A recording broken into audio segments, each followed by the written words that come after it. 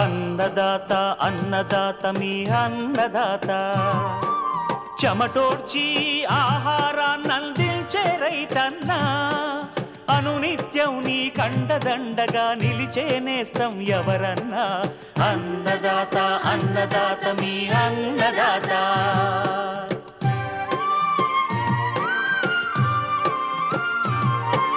నూతన రీతుల సాగుబడికి నూరింతలు పెరిగే దిగుబడికి సూచనలిచ్చే సస్య రక్షణకు పశు పోషణకి శాస్త్ర విజ్ఞానం అందించి ముందుకు నడిపే తెలుగు రైతు భారతదేశానికి మకుటం అయ్యేలా తీర్చిదిద్దే ఆశయంతో మిమ్ము మేలు కొలిపేది అన్నదాత అన్నదాత అన్నదాత మీ అన్నదాత అన్నదాత అన్నదాత మీ అన్నదాత. అన్నదాత ప్రేక్షకులకు నమస్కారం. ఈనాటి ముఖ్యాంశాలు: భూమిలో సేంద్రియ కర్బనం పెంచే పచ్చిరొట్ట పైర్ల పెంపకం ప్రయోజనాలు, జీవకంచిగా ఉపయోగపడుతున్న వాక్కాయ చెట్టు,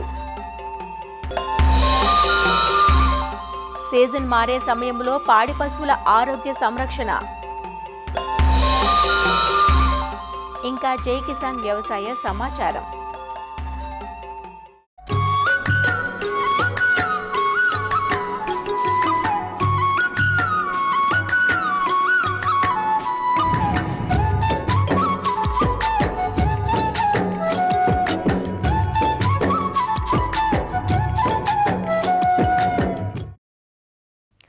పంటలకు సహజసిద్ధంగా అందించే సేంద్రియ ఎరువుల్లో పశువుల ఎరువు, జీవాల ఎరువు, కోళ్ల ఎరువే కాక పచ్చిరొట్టె ఎరువులను కూడా ప్రధానంగా చెప్పుకోవాలి.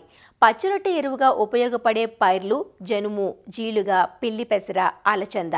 ఖరీఫ్లో పంటలు వేసుకోవడానికి ముందుగా ఈ పైర్లను పెంచుకొని పూత దశలో నేలలో కలిగి దున్నటం వల్ల అవి చివికి నేలకు ఎరువుగా ఉపయోగపడడమే కాదు, ఆ నేల భౌతిక స్థితిగతులను మార్చుకునే అవకాశం ఉంటుంది. పశువుల ఎరువుతో పోలిస్తే వీటిని చాలా తక్కువ ఖర్చుతో అందించవచ్చు. అంతేకాదు, పచ్చిరొట్టె ఎరువుల వాడకం వల్ల రసాయన ఎరువులను 20 నుంచి 30% తగ్గించి వాడుకోవచ్చు. తద్వారా రైతుకు పెట్టుబడి ఖర్చు తగ్గుతుంది. పచ్చిరొట్టె ఎరువుల వాడకం గురించి వివరాలు తెలియజేస్తున్నారు ఆచార్య ఎన్జీ రంగా వ్యవసాయ విశ్వవిద్యాలయం, విజయనగరం జిల్లా ఏరువాక కేంద్రం సీనియర్ శాస్త్రవేత్త డాక్టర్ లక్ష్మణ్. ప్రస్తుత కాలంలో ఈ యొక్క రసాయన ఎరువుల యొక్క వినియోగం చాలా విపరీతంగా పెరిగిపోయింది. దీని కారణంగా ఏంటంటే నేలలో పూర్తిగా ఈ యొక్క సేంద్రియ కర్బనం స్థాయి తగ్గిపోయి ఇంకా ఎరువులు వేస్తే కానీ పంట పండేటటువంటి పరిస్థితి లేనటువంటి పరిస్థితికి మనం రావడం జరిగింది. కాబట్టి రైతాంగం ఈ యొక్క రసాయనిక ఎరువుల వినియోగాన్ని తగ్గించాలి. దానికి ప్రత్యామ్నాయంగా పశువుల పెంట కానీ, వెర్మీ కంపోస్ట్ కానీ, అదేవిధంగా చెరువు మట్టి వంటి వేసుకుంటే మంచిది. ఇవి కూడా లభ్యత మనకి చాలా వరకు లేదు. కాబట్టి మనం తప్పనిసరిగా ఈ యొక్క పచ్చి రొట్ట ఎరువుల్ని అనేవి పంటల్ని పండించుకొని మన నేలలో కలిగి ఉన్నట్లయితే భూసార సంరక్షణ అనేది జరుగుతుంది. జనుము, జీలుగా, పిల్లి పెసర, అలసంద మొదలుగున్నటువంటి పప్పు జాతి పంటల్ని మనం ప్రధాన పంట పండించేటటువంటి ముందుగా వేసుకొని 40 నుంచి 45 రోజుల తర్వాత వీటిని కలిగి దున్నుకోవాలి. ఈ విధంగా కలిగి దున్నుకున్నట్లయితే నేలలో భూభౌతిక లక్షణాలు పెంపొందించబడి నీటిని నిల్వ ఉంచుకునేటటువంటి సామర్థ్యం పెరిగి, అదేవిధంగా గాలి కూడా ప్రసరణ తత్వం కూడా పెరిగి బాగా గుల్లబారు. అదేవిధంగా ఈ యొక్క పచ్చిరొట్ట ఎరువులు వాడకం వలన ఉదజని సూచిక కూడా మార్పు చెంది తద్వారా నేలలో ఉన్నటువంటి సమస్యాత్మక గుణం అనేది తగ్గుతుంది. అదేవిధంగా ఈ యొక్క పచ్చిరొట్ట ఎరువులు సరైన సమయంలో నేలలో కలిగి ఉండటం వలన నేలలో నత్రజని స్థిరీకరించడమే కాకుండా భాస్వరము, పొటాష్ ఎరువులను అందించడం, అంతేకాకుండా ఈ యొక్క రకరకాలైనటువంటి సూక్ష్మ పోషకాలు కూడా మొక్కకి అందడం జరుగుతుంది. అదేవిధంగా ఈ యొక్క సేంద్రియ తత్వం పెరగడం వలన పంటకి మేలు చేసేటటువంటి రకరకాలైనటువంటి సూక్ష్మజీవులు నేలలో అభివృద్ధి చెంది తద్వారా వేర్ల ఆరోగ్యం కానీ, పటుత్వం కానీ పెరిగి నీరు పోషకాల గ్రహణ సామర్థ్యం కూడా పెరుగుతుంది. అయితే ఈ యొక్క పచ్చిరొట్ట పంటల్ని పండించినప్పుడు ఏ పంటలు పండిస్తే ఏ విధంగా పోషకాలు లభిస్తాయి అని ఒకసారి చూసుకున్నట్లయితే మనం ఒక జనుము పంట వేసినట్లయితే ఎకరానికి 20 నుంచి 25 కిలోలు ఒక విత్తనం అవసరం ఉంటుంది. ఇది దాదాపు 2.5 టన్నుల వరకు కూడా పచ్చి రొట్టెని ఒక ఎకరం పొలంలో పెంపొందించడం చేస్తుంది. దీంతో పాటు దాదాపు 7 కిలోల వరకు నత్రజని, దాదాపు ఒక 2 కిలోల వరకు కూడా భాస్వరము, 8-9 కిలోల వరకు కూడా పొటాషియంను కూడా అందిస్తుంది. అదేవిధంగా జీలుగు పంటని పండించినట్లయితే దాదాపు మనకి 20 కిలోల వరకు కూడా ఇది కూడా విత్తనం అవసరం అవుతుంది ఎకరానికి. ఇది దాదాపు ఒక 8 టన్నుల వరకు కూడా పచ్చిరొట్టని ఇస్తుంది. ఇది ఒక ఎకరం పొలంలో చూసుకున్నట్లయితే దాదాపు 7 కిలోల వరకు నత్రజని, 1.5 కిలోల వరకు భాస్వరము, అదేవిధంగా ఒక 7-8 కిలోల వరకు కూడా పొటాషియం అందిస్తుంది. అదేవిధంగా పిల్లి పెసర, ఈ పిల్లి పెసరని వేసుకున్నట్లయితే దాదాపు 8 కిలోల వరకు కూడా విత్తనం అవసరము. ఇది దాదాపు 7.5 టన్నుల వరకు కూడా ఈ యొక్క పచ్చిరొట్టని ఇస్తుంది. ఇది కూడా దాదాపు నత్రజనిని 11 కిలోల వరకు, 2 కిలోల వరకు భాస్వరాన్ని, అదేవిధంగా ఒక 10 కిలోల వరకు కూడా పొటాషియం అందిస్తుంది. అదేవిధంగా పెసరను కూడా మనం పచ్చిరొట్టగా వేసుకోవచ్చు. ఇది దాదాపు ఒక ఎకరానికి 16 కిలోలు విత్తనం అవసరం అవుతుంది. నిజానికి పచ్చిరొట్ట కొంచెం తక్కువే లభించినప్పటికీ కూడా పోషకాలు లభించడం సమృద్ధిగానే ఉంటుంది. దాదాపు 3 టన్నుల వరకు కూడా పచ్చిరొట్ట నేలకి చేరబడుతుంది. ఒక 6 కిలోల వరకు నత్రజని, 2 కిలోల వరకు భాస్వరము, 7-8 కిలోల వరకు పొటాషియం లభిస్తుంది. అంతేకాకుండా అలసందను కూడా మనం పచ్చిరొట్టగా వినియోగించుకోవచ్చు. ఇది కూడా ఒక 8 కిలోల విత్తనాన్ని మన నేలలో దున్నుకొని జల్లుకున్నట్లయితే దాదాపు 8 టన్నుల పచ్చిరొట్ట లభించడమే కాకుండా ఒక 6 కిలోల వరకు నత్రజని, 1.5 కిలోల వరకు కూడా భాస్వరము, అదేవిధంగా ఒక 8 కిలోల వరకు కూడా పొటాషియం లభిస్తాయి. అదేవిధంగా ఈ గ్లైరిసీడియా, జిల్లేడు, గానుగ, తంగేడు వంటి వెంపలి వంటి వాటిని కూడా ఈ యొక్క పచ్చిరొట్టగా వినియోగించుకోవచ్చు. అయితే ఈ యొక్క పచ్చిరొట్ట పంటలు వేసినప్పుడు ఎటువంటి సూచనలు పాటించాలి అనేది చూసుకుంటే, సాధారణంగా ఈ పచ్చిరొట్ట పంటలు వేసినప్పుడు దాదాపు 40 నుంచి 45 రోజులు లోపు వీటిని కలిగి దున్నవలసి వస్తుంది. అయితే నేలలో కలిగి దున్నే నాటికి పైరులో దాదాపు 70 నుంచి 80% తేమ ఉంటుంది. అలాగే నేలలో కూడా తగినంత నీరు ఉన్నట్లయితే వేగంగా మురిగిపోయి కుళ్ళిపోవడం అనేది జరుగుతుంది. అయితే ఇవి కలిగి దున్నినప్పుడు నేలలో దాదాపు ఒక 50 కిలోల వరకు కూడా సింగిల్ సూపర్ ఫాస్ఫేట్ని వేసినట్లయితే తొందరగా మురిగిపోవడం అనేది జరుగుతుంది. అదేవిధంగా పచ్చిరొట్ట మురగకుండా తర్వాత పంటలను కూడా వేయకూడదు. తర్వాత ఈ యొక్క పచ్చిరొట్ట పంటలు సాగు చేసే నేలల్లో నత్రజని తక్కువగా ఉన్నట్లయితే దాదాపు ఎకరాకు 8 కిలోల వరకు నత్రజని వేయడం వలన అవి ఏపుగా పెరిగి రొట్ట ఎక్కువగా దిగుబడి రావడం జరుగుతుంది. వేరుబుడుపులు పెరిగి కలిగి దున్నేటప్పుడు పోషకాల శాతం కూడా పెరిగి తద్వారా పంటకు చక్కగా ఉపయోగపడతాయి. ఈ విధంగా ఈ యొక్క పచ్చిరొట్ట పంటల్ని మనం నేలలో వేసుకొని కలిగి దున్నుకున్నట్లయితే ఈ యొక్క రసాయనిక ఎరువులు, మనం ప్రధానంగా వేసేటువంటి రసాయనిక ఎరువులు వినియోగం కూడా తగ్గడం. కాబట్టి ఈ విధంగా రైతాంగం తప్పనిసరిగా ఖరీఫ్ పంట వేసే ముందు పచ్చిరొట్ట పంటలను వేసుకొని నేలని సంరక్షించవలసినటువంటి అవసరం ప్రస్తుతం ఎంతైనా ఉన్నది.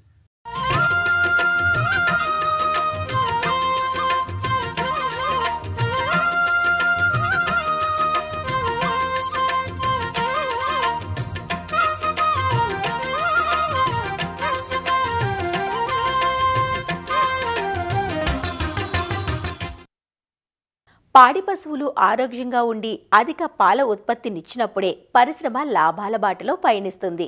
ఉష్ణోగ్రతలు అధికంగా నమోదవుతున్న ప్రస్తుత పరిస్థితుల్లో కొట్టాల్లో చల్లదనం ఉండేలా చూసుకోవడంతో పాటు వాటికి అందించే మేతల విషయంలోనూ ప్రత్యేక జాగ్రత్తలు తీసుకోవాలి. అలాగే ఎండలు తగ్గి తొలకరి మొదలైనప్పుడు కూడా పశువుల్లో వ్యాధులు ప్రబలే అవకాశం ఉంది. ముఖ్యంగా జబ్బవాపు, గురక, గాలికుంటు వ్యాధులు సోకి పాల ఉత్పత్తి కుంటుపడుతుంది. అసలు పశువు ఆరోగ్యంగా ఉందా లేక అనారోగ్యంతో బాధపడుతోందా అన్న విషయాన్ని పోషకులు గుర్తించడం ఎలా?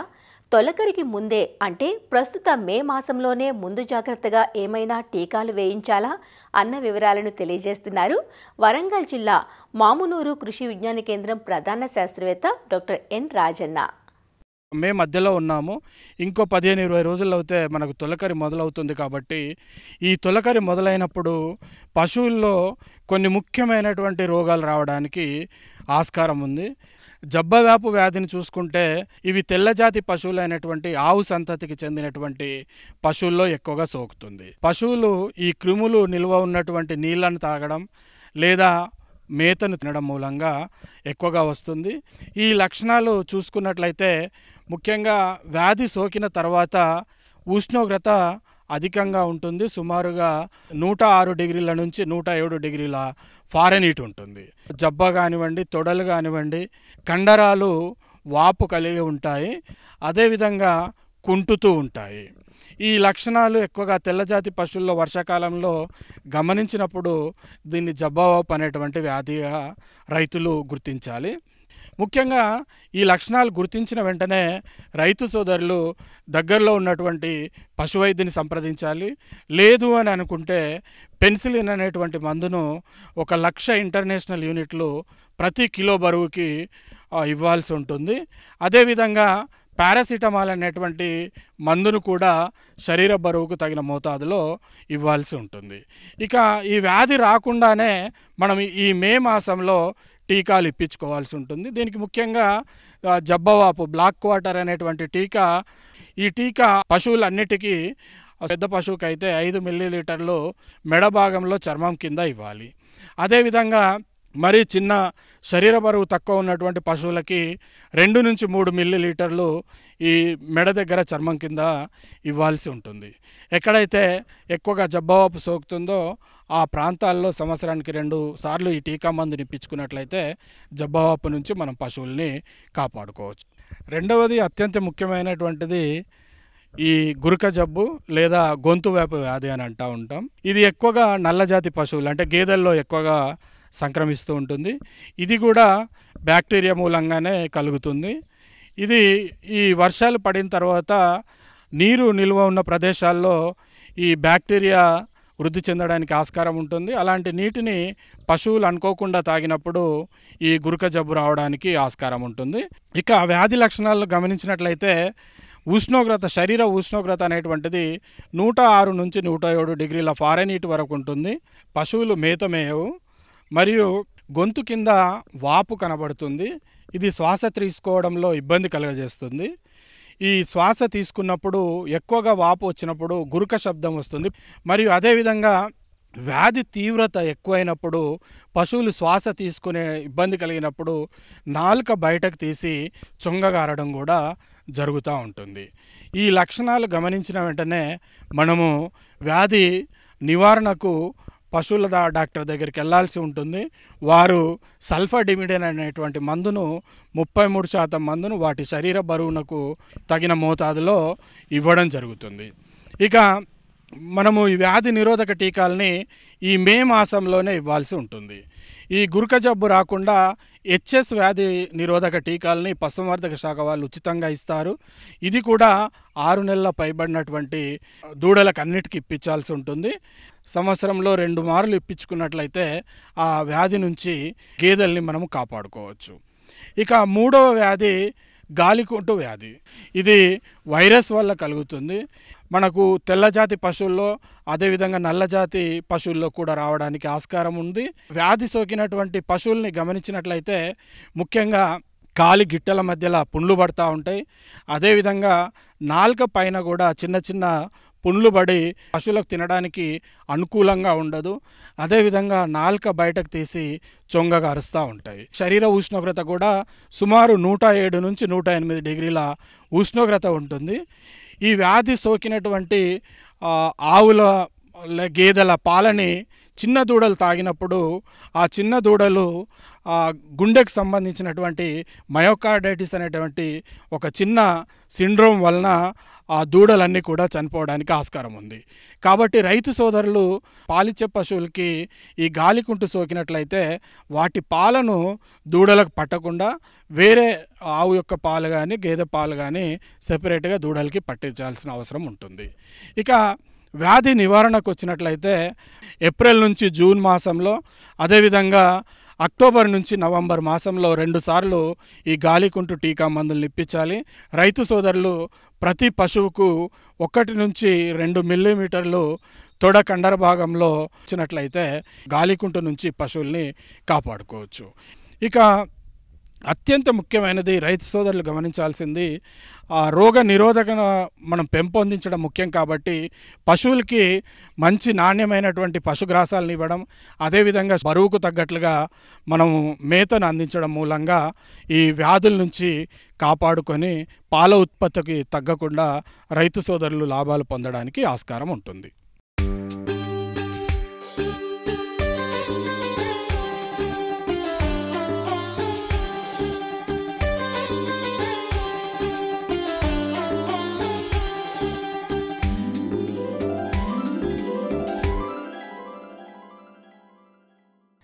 ఎర్రగా చూడముచ్చటిగా ఉన్న ఈ కాయలనే కలిమికాయ అని, కరోండా అని పిలుస్తారు. 365 రోజులు పచ్చగా ఉంటుంది కాబట్టే కలిమి చెట్టు అంటారు. తెలుగు రాష్ట్రాల్లో వీటి సాగు కొంత తక్కువే కానీ ఉత్తర భారతదేశంలో ఎక్కువ. ఉత్తరప్రదేశ్, పశ్చిమ బెంగాల్, మహారాష్ట్రలలో ఈ కరోండాను తోటలుగా సాగు చేస్తూ ఆదాయాన్ని పొందుతున్నారు అక్కడి రైతులు. అదే మన తెలుగు రాష్ట్రాల్లో పండ్ల తోటల చుట్టూ కంచె పంటగా సాగు చేస్తున్నారు. ముఖ్యంగా అడవి జంతువుల బెడద ఎక్కువగా ఉండే ప్రాంతాలలో జీవకంచిగా కరోండా ఉపయోగపడుతుంది. కరోండా మొక్కల పెంపకం గురించి అన్ని వివరాలు ఈనాటి అన్నదాతలో తెలుసుకుందాం.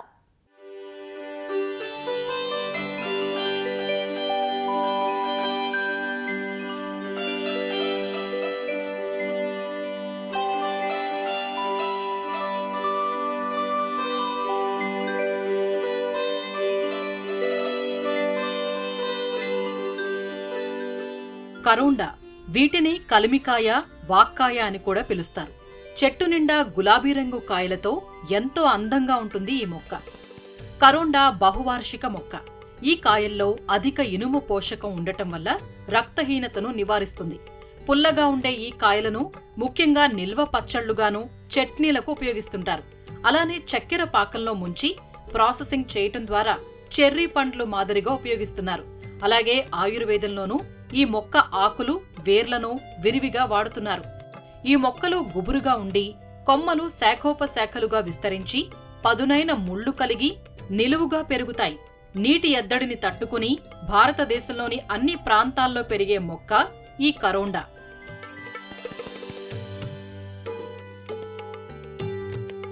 కరోండా ఉష్ణ సమశీతోష్ణ మండలంలో బాగా పెరుగుతుంది.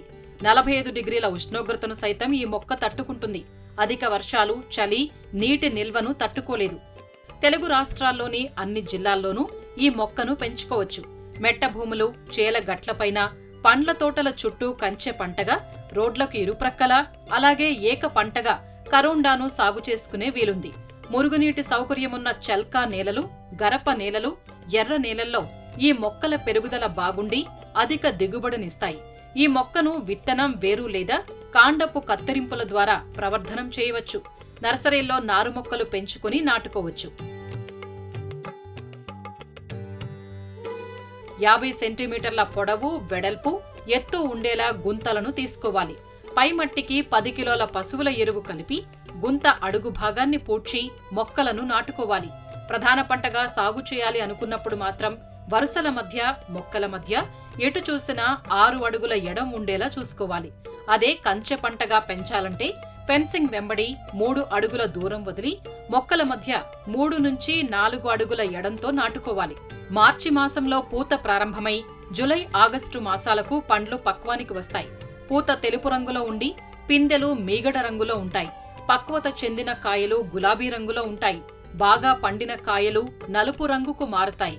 నాటిన 2 సంవత్సరాలకు ఒక్కో మొక్క 200 నుంచి 300 కాయల దిగుబడినిస్తుంది. కాపుకొచ్చిన మొక్కలకు జూన్, జులై మాసంలో ఒక్కో చెట్టుకు 10 నుంచి 15 కిలోల పశువుల ఎరువు వేయటం వల్ల మంచి దిగుబడులు పొందొచ్చు. 5 సంవత్సరాల వయసున్న ఒక్కో మొక్క నుంచి 5 నుంచి 7 కిలోల కాయ దిగుబడి వస్తుంది. ఇలా కంచె పంటగా సాగు చేయటం ద్వారా అడవి జంతువుల నుంచి పంటను రక్షించుకోవడమే కాదు, ఆదాయాన్ని పొందవచ్చు.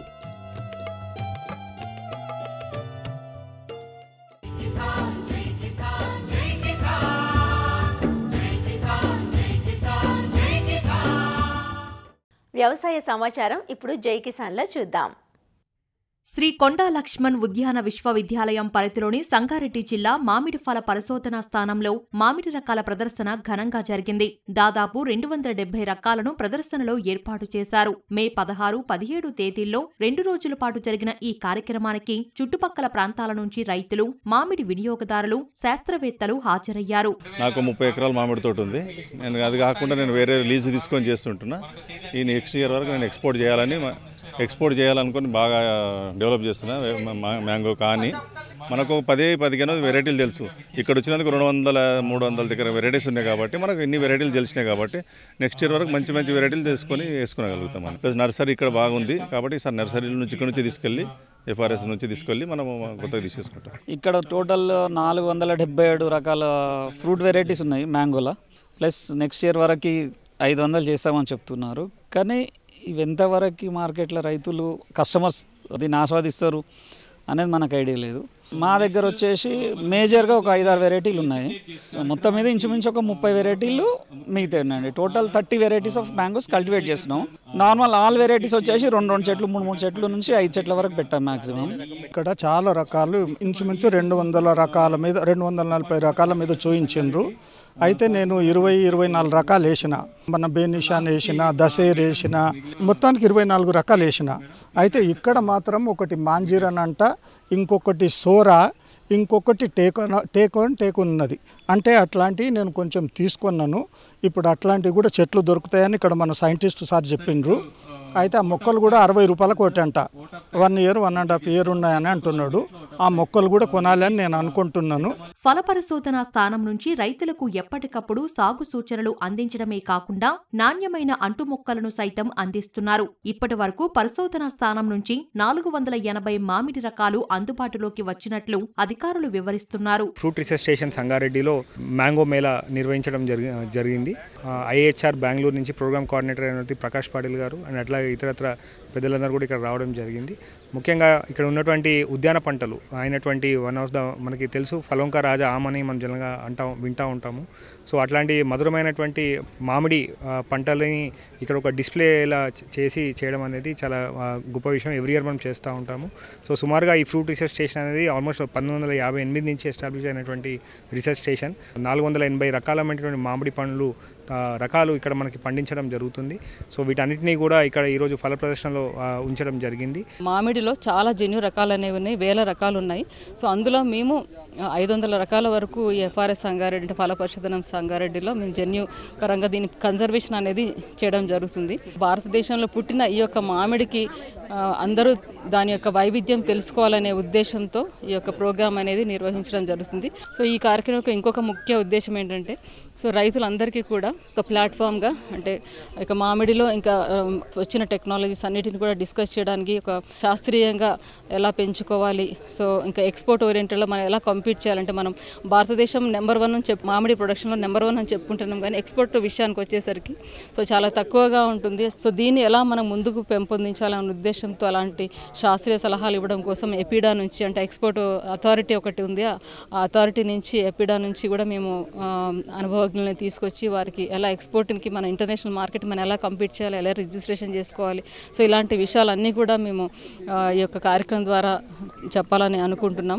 ఫల పరిశోధన కేంద్రం సంగారెడ్డి లోపల మ్యాంగో మేళా అనేది ఏర్పాటు చేయడం జరిగింది. 250 వరకు రకాలను ఇక్కడ లోపల ప్రదర్శన కొరకు ఉంచడం జరిగింది.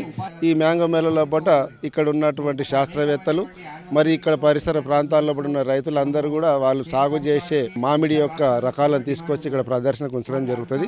వాళ్ళు పాటించే మెలకువలు ఏవైతున్నాయో అదేవిధంగా ఇక్కడ శాస్త్రవేత్తలు చేసినటువంటి పరిశోధనల గురించి ఇక వేదిక ద్వారా చెప్తా ఉంటారు.